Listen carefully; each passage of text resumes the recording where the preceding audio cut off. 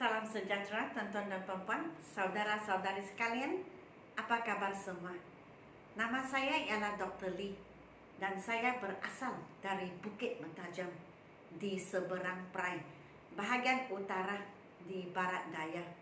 Dan selamat menyertai kursus saya di mana saya memuat naik setiap soalan dan setiap muka surat atau halaman buku ini.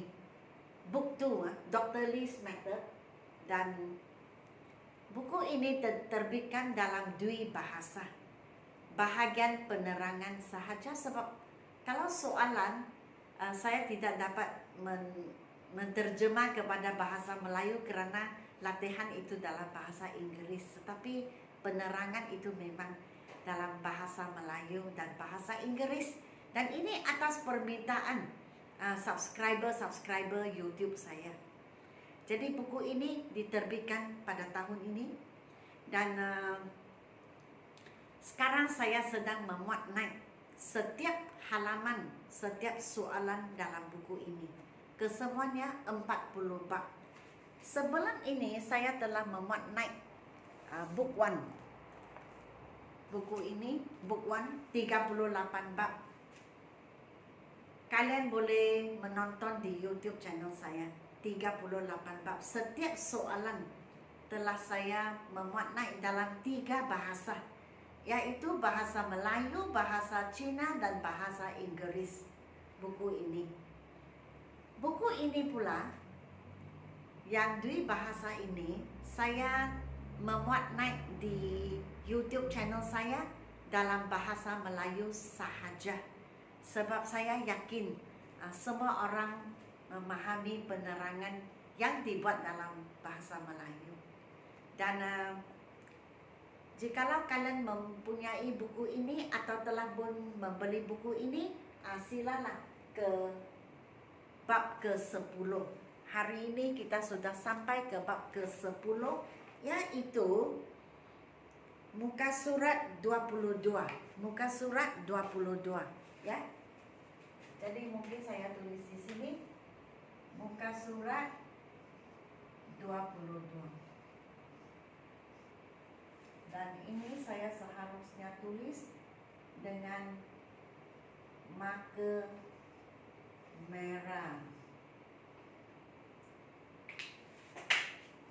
Baik, sebelum saya bermula mengajar, izinkan saya untuk memberi sedikit maklumat.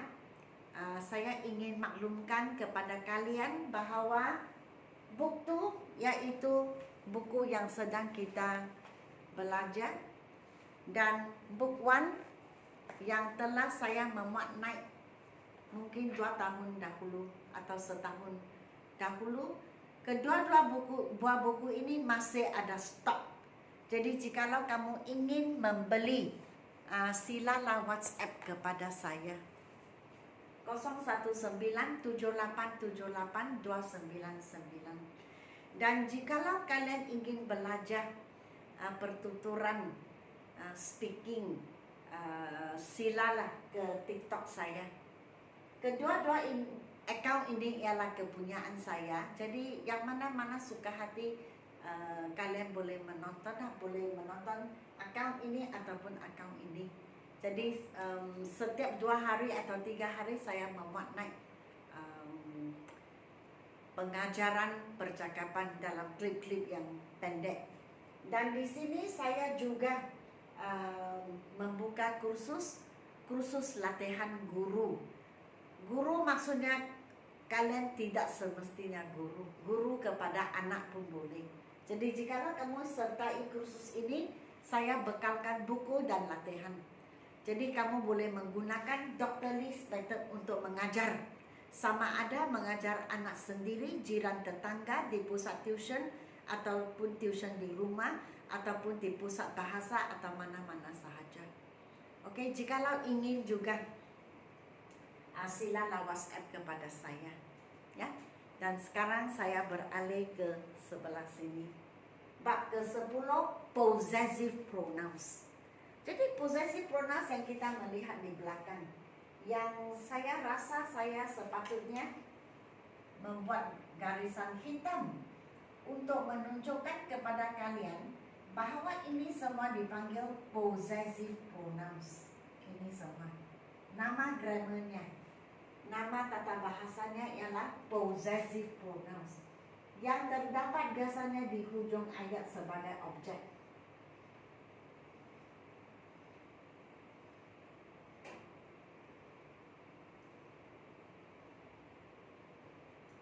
Ya.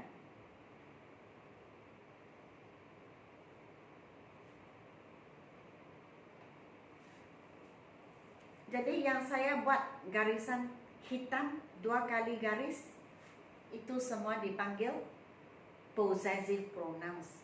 Jadi exercise 1 saya ada cukup tempat, jadi saya tulis terus di papan putih ini. This is his dictionary. The dictionary is his. Jadi biasanya di belakang dia ada S, kita boleh lihat dia kecuali mine.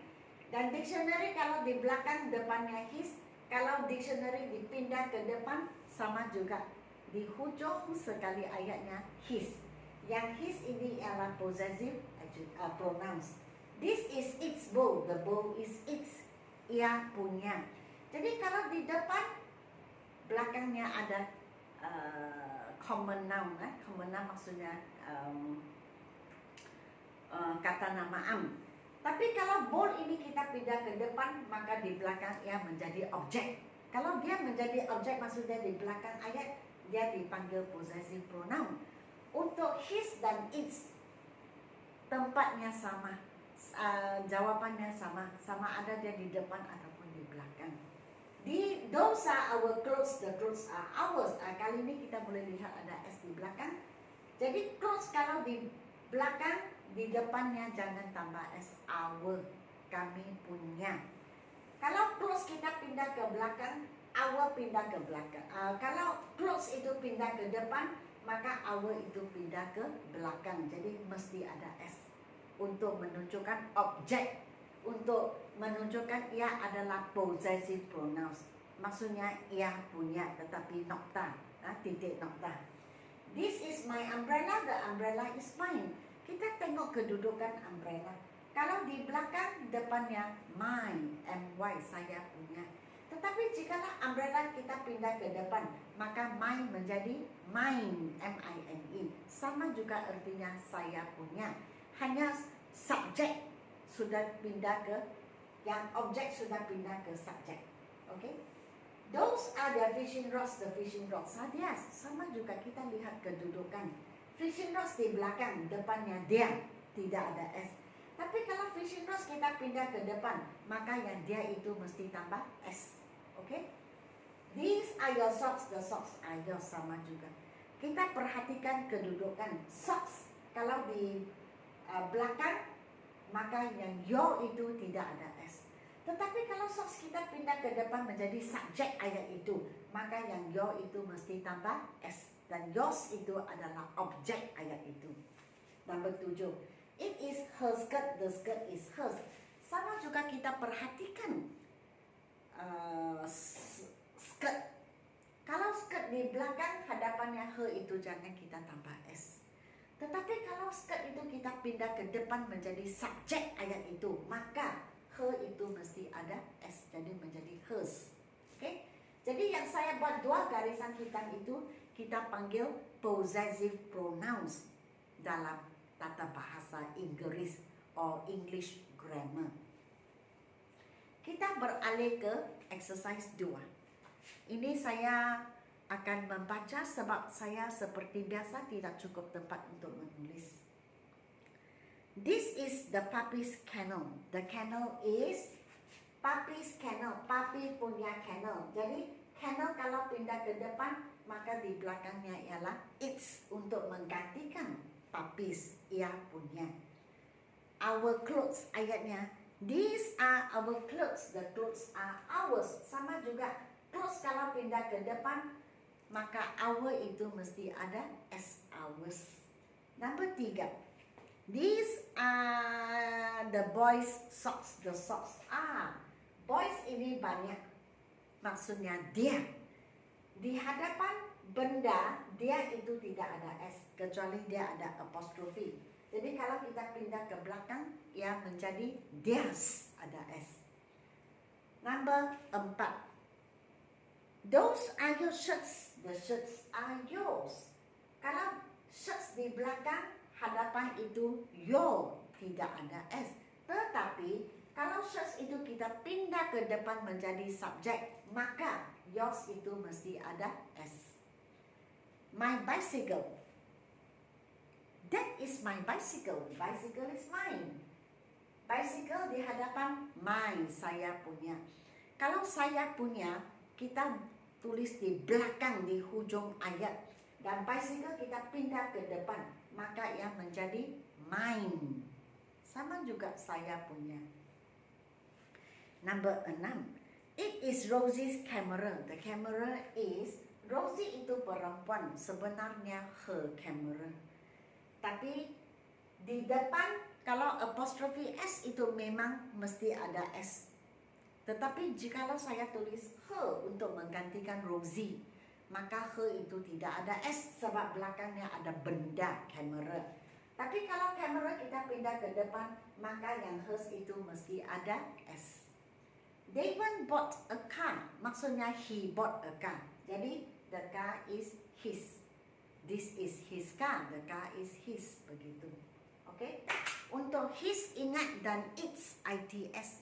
Di mana-mana juga kita tempatkan, depan atau belakang memang ada S. Oke? Jadi sampai sini sahaja. Bab ke-10 pun sudah habis. Saya akan memuat naik video yang baru, yaitu lesson 11, personal pronouns. Kita masih di pronouns, oke? Bab ke-11 itu dipanggil personal pronouns. Personal pronouns itu agak banyak, tapi saya rasa saya dapat menghabiskan keempat exercise itu dalam satu sesi. Oke, sekian, terima kasih. Dan jangan lupa untuk memberi saya like, share, dan subscribe. Sehingga kita berjumpa di lesson ke-11. Selamat tinggal.